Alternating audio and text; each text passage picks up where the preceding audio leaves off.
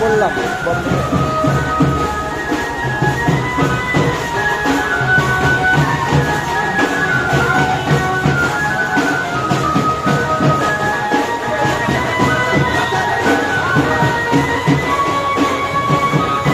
Siliguri project কর্নারের পক্ষ থেকে সকলকে জানাই শুভ রথযাত্রার আন্তরিক শুভেচ্ছা।